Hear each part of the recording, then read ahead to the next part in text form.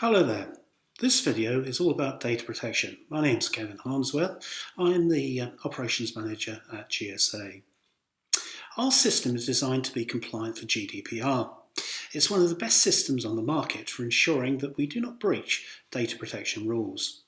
However, any system is only as good as the users. If you don't do things right or input information into the system correctly, we're at risk.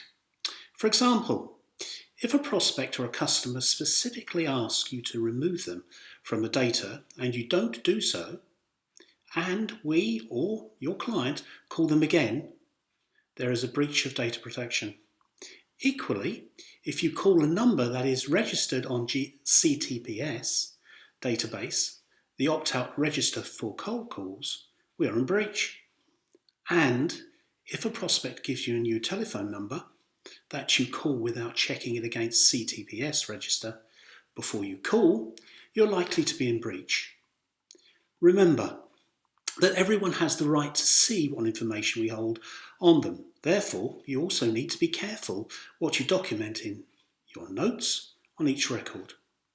Therefore, it is your responsibility to use our CRM system correctly and ensure that you use the drop-downs and information we're about to give you. Okay, let's take some examples of a contact wanting to be removed from the database. Here we have a record for GSA, and we have three contacts: Ashfar Mabani, Jonathan Silverman, and Kevin Harmsworth. Now, say that we've called Ashfar, and he has said that he would like to be removed from the database and not called. Now, that means not that the company should be removed, but Ashfar would like to be removed from the calling database. If you have that situation, then if you go to delete and click on delete, it will bring up a box for removal. Now, what this means is that you'll have two options: standard removal and data privacy. Standard removal, it means that the person will have left the company some years ago and you can remove them from the database. The one that we're more interested in is data privacy, because the person has asked you personally to take them off the database. You then click on data privacy and you can add a note of why they would like to go off.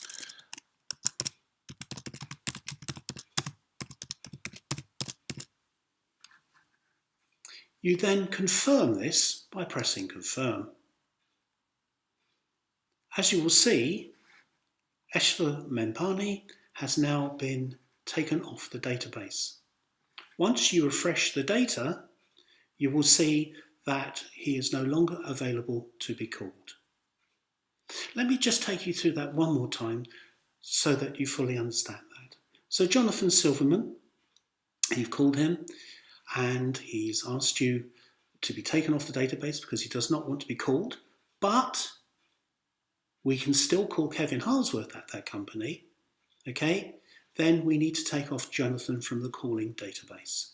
So you would go to delete, you would tick on the box, and that would bring you up your removal reason. As I explained previously, there are two options: standard removal and data privacy. You would select data privacy, add a note,